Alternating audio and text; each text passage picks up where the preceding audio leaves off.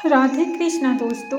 राम जी की सत्य घटना। भगवान एक ही वर दो कि कभी किसी की ऐसी कठोर परीक्षा ना दें। बूंदी नगर में एक रामजी दास नाम के एक बनिया थे। वे व्यापार करने के साथ साथ भगवान की भक्ति साधना भी करते थे और नित्य संतों की सेवा भी किया करते थे। भगवान ने अपने भक्तों की पूजा को अपनी पूजा से श्रेष्ठ माना है, क्योंकि संत लोग अपने पवित्र संग से असंतों को भी अपने जैसा बना देते हैं। भगवान को इसी बात को मानकर भक्तों ने संतों की सेवा को भगवान की सेवा से बढ़कर माना है। प्रथम भक्ति संतन कर संगा। रामदास जी सारा दिन नमक मिर्च गुड़ आदि की गठरी अपनी पीठ पर लाद कर बांध कर गाँव में फेरी लगाकर सामान बेचते थे, जिससे उन्हें कुछ पैसे और अनाज मिल जाता था। एक दिन फेरी में कुछ सामान बेचने के बाद गठरी सिर पर रखकर घर की ओर चले। गठरी की का वजन अधिक था, पर वह उसे जैसे तैसे ढो रहे थे। भगवान श्री राम एक किसान का रूप धारण कर आए और बोले, भगत जी, आपका दुख मुझसे देखा नहीं जा रहा है। मुझे भार वहन करने का अभ्यास है। मुझे भी बूंदी जाना है। मैं आपकी गठरी घर पहुंचा दूंगा। ऐसा कहकर भगवान ने अपने भक्त के सिर का भार अपने ऊपर ले लिया और तेजी से आगे बढ़कर आंखों से ओझल हो गए। गीता में भगवान श्री कृष्ण ने कहा है, संत लोग धैर्य धारण करके प्रयत्न से नित्य कीर्तन और नमन करते हैं, भक्ति भाव से नित्य उपासना करते हैं। ऐसे प्रेमी संत मेरे और मैं उनका हूँ। इस लोक में मैं उनके कार्यों को सदा सहयोग करता रहूँगा।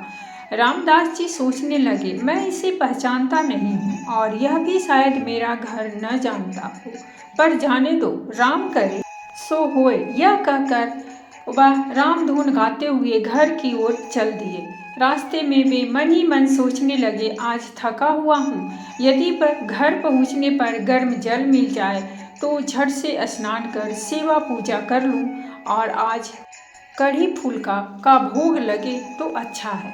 उधर किसान बने भगवान श्री राम ने रामदास जी के घर जाकर गठरी एक कोने में रख दी और जोर से पुकार कर कहा, भगत जी आ रहे हैं। उन्होंने कहा है कि नहाने के लिए पानी गर्म कर देना और भोग के लिए कढ़ी फूल का बना देना। कुछ देर बाद रामदास जी घर पहुँचे तो उन्होंने देखा कि सामान की गठरी कोने में रखी है। उनकी पत्नी ने कहा, पानी गर्म कर दिया है, झट से स्नान कर लो। भोग के लिए गरम गरम कढ़ी और फुलके भी तैयार हैं। रामदास जी ने आश्चर्यचकित होकर पूछा, तुमने मेरे मन की बात कैसे जान ली? पत्नी बोली, मुझे क्या पता तुम्हारे मन की बात, उस गठरी लाने वाले ने कहा था। रामदास जी समझ गए कि आज राम जी ने भक्त वात्सल्यवश बड़ा कष्ट सहा। उनकी आंखों में प्रेमाश्रु झरने लगे और वे अपने इष्ट के ध्यान में बैठ गए। ध्यान में प्रभु श्री राम ने प्रकट होकर प्रसन्न होते हुए कहा, तुम नित्य संत सेवा के लिए इतना परिश्रम करते हो, मैंने तुम्हारी थोड़ी सी सहायता कर दी तो क्या हुआ? गीता में भगवान श्री कृष्ण ने कहा है, अनन्य चेता संतता यूं या माँ सब रसी निस्तते ततांस्य सुलभ पार्थ नित्य। अर्थात मेरा ही ध्यान मन में रखकर प्रतिदिन जो मुझे भजता है, उस योगी संत को सहज में मेरा दर्शन हो जाता है। रामदास जी ने अपनी पत्नी से पूछा, क्या तूने उस गठरी लाने वाले को देखा था? पत्नी बोली, मैं तो अंदर थी, पर उस व्यक्ति के शब्द बहुत ही मधुर थे। रामदास जी ने पत्नी को बताया कि वे साक्षात श्री राम ही थे। तभी उन्होंने मेरे मन की बात जान ली। दोनों पति पत्नी भगवान की भक्त वात्सलता से भाव विह्वल होकर रामधुन गाने में लीन हो गए। महाभारत युद्ध की समाप्ति के बाद अर्जुन को वहम हो गया कि वो श्री कृष्ण के सर्वश्रेष्ठ भक्त हैं। अर्जुन सोचते हैं कि कन्हैया ने मेरा रथ चलाया, मेरे साथ रहे, इसीलिए मैं भगवान का सर्वश्रेष्ठ भक्त हूँ। अर्जुन को क्या पता था कि वो केवल भगवान के धर्म की स्थापना का जरिया था। फिर भगवान ने उसका गर्व तोड़ने के लिए उसे एक परीक्षा का गवाह बनने के लिए कहा। अपने साथ ले गए।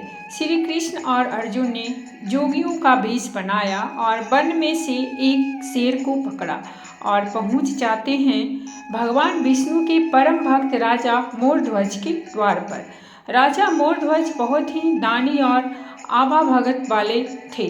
अपने दर पर आए किसी को भी वो खाली हाथ और बिना भोज के जाने नहीं देते थे। दो साधु एक सिंह के साथ दर पर आए हैं, ये जानकर राजा नंगे पांव दौड़कर द्वार के पर गए और भगवान के तेज से नतमस्तक हो आतिथ्य स्वीकार करने के लिए कहा। भगवान कृष्ण ने मोरध्वज से कहा कि हम मेजबानी तभी स्वीकार करेंगे जब राजा उनकी शर्तें माने। राजा ने जोश से कहा, आप जो भी कहेंगे मैं तैयार हूँ। भगवान श्री कृष्ण ने कहा, हम तो ब्राह्मण हैं, कुछ भी खिला देना, पर ये सिंह नरभक्षी है। तुम अगर अपने इकलौते बेटे को अपने हाथों से मारकर इसे खिला सको तो ही हम तुम्हारा आतिथ्य स्वीकार करेंगे। भगवान की शर्त सुनकर मोरध्वज के होश उड़ गए। फिर भी राजा अपना आतिथ्य धर्म नहीं छोड़ना चाहता था। उसने भगवान से कहा, प्रभु मुझे मंजूर है, पर एक बार मैं अपनी पत्नी से पूछ लूं। भगवान से आज्ञा पाकर राजा महल में गया तो राजा का उतरा हुआ मुख देखकर पतिव्रता पत्नी रानी ने राजा से कारण पूछा।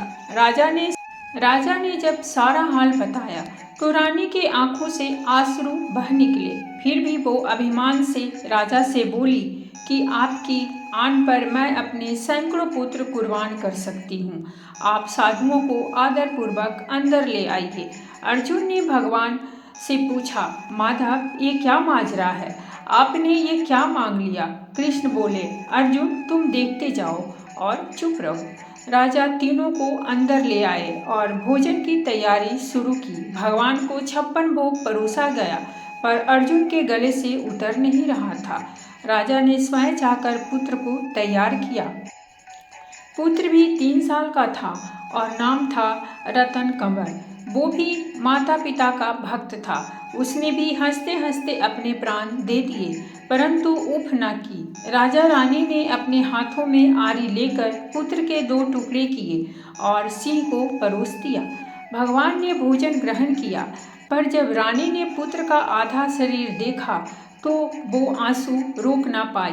भगवान इस बात पर गुस्सा हो गए कि लड़के का एक फाड़ कैसे बच गया। भगवान रुष्ट होकर जाने लगे तो राजा रानी रुकने की मिन्नतें करने लगे। अर्जुन को एहसास हो गया था कि भगवान मेरे ही गर्भ को तोड़ने के लिए ये सब कर रहे हैं। वो स्वयं भगवान के पैरों में गिरकर विनती करने लगे और कहने लगे कि आपने मेरे झूठे मान को तोड़ दिया, राजा रानी के बेटों को उनके ही हाथों से मरवा दिया और अब रूठ के जा रहे हो, ये उचित नहीं है। प्रभु मुझे माफ़ करो और भक्त का कल्याण करो। तब केशव ने अर्जुन का घमंड टूटा जान रानी से कहा कि वो अपने पुत्र को आवाज़ दे। रानी ने सोचा पुत्र तो मर चुका है, अब इसका क्या मतलब, पर साधुओं की आज्ञा मानकर उसने पुत्र रतन कंवर को आवाज़ लगाई। कुछ ही क्षणों में चमत्कार हो गया। मृत रतन कंवर जिसका शरीर शेर ने खा लिया था, वो हंसते हुए आकर अपनी माँ से लिपट गया। भगवान ने मोरध्वज और रानी को अपने विराट स्वरूप का दर्शन कराया। पूरे दरबार में वासुदेव कृष्ण की जय जयकार गूंजने लगी। भगवान के दर्शन पाकर अपनी भक्ति सार्थक जान मोरध्वज की आंखें भर आईं और वो बुरी तरह बिलखने लगे। भगवान ने वरदान मांगने को कहा तो राजा रानी ने कहा, भगवान एक ही वर दो कि अपने भक्त की ऐसी कठोर परीक्षा न ले जैसी आपने हमारी ली है। बात त्रेता युग की है। कुंडलपुर के राजा सूरथ बहुत परोपकारी और धार्मिक प्रवृत्ति के थे।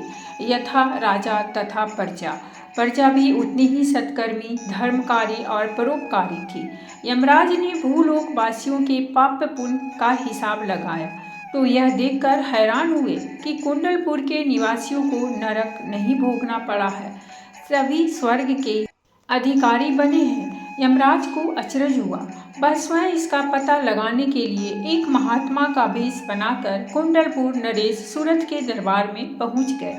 तेजस्वी महात्मा को देखकर सूरत प्रसन्न हो गए और उनसे हरि कथा सुनाने का अनुरोध किया।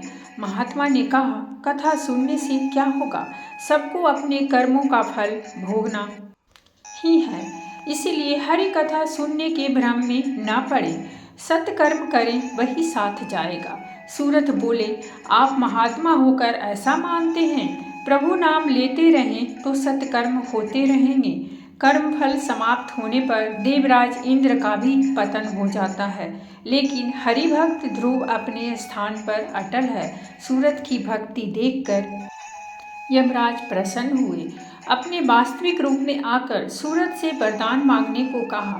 राजा ने मांगा, जब तक हरि के दर्शन न हो जाएं, तब तक मेरी मृत्यु न हो। यमराज ने बताया कि जल्द ही भगवान विष्णु का रामावतार होगा। प्रभु उस युग में मानव लीला करेंगे, उन्हीं के रूप में तुम्हें हरि के दर्शन होंगे।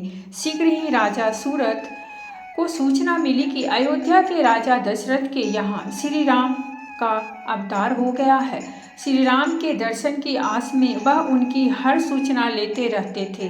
जब प्रभु ने राज सिंहासन संभालने के बाद अश्वमेघ का घोड़ा छोड़ा तो सूरत को अपना मनोरथ पूरा होता नजर आया।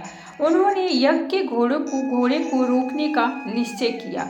अश्व की रक्षा में चल रहे शत्रुघ्न से सूरत का घोर संग्राम हुआ। सूरत ने शत्रुघ्न को सेना समेत बंदी बना लिया। शत्रुघ्न की रक्षा के लिए अंगद और हनुमान जी भी आए। राजा सूरत ने सबको रामास्त्र के बल पर बांध लिया। सूरत ने उनसे कहा, मैंने आप सबको रामास्त्र से बांधा है, जिसे काटने का सामर्थ्य आप में नहीं है। यदि आप मुक्ति चाहते हैं तो अपने स्वामी को युद्ध के लिए भेजें। हनुमान जी से राजा सूरत का मर्म छिपा नहीं था। उन्हें श्री राम का वरदान था, उनका हर अस्त्र उन पर प्रभावहीन रहेगा। लेकिन राम भक्त सूरत का मनोरथ पूरा करने के लिए वह बंधे रहे। लक्ष्मण ने सुना तो तुरंत कुंडलपुर जाकर सूरत को दंड देने को तैयार हो गए।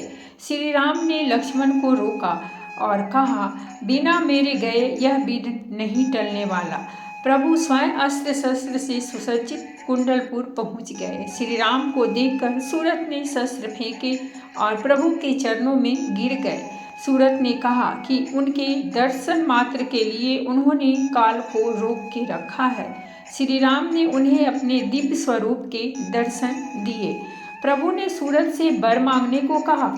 प्रभु दर्शन पाकर सूरत धन्य हो गए और कहा, अब कोई और कामना नहीं है, फिर भी यदि आप कुछ देना चाहते हैं तो सेवा का अवसर दीजिए।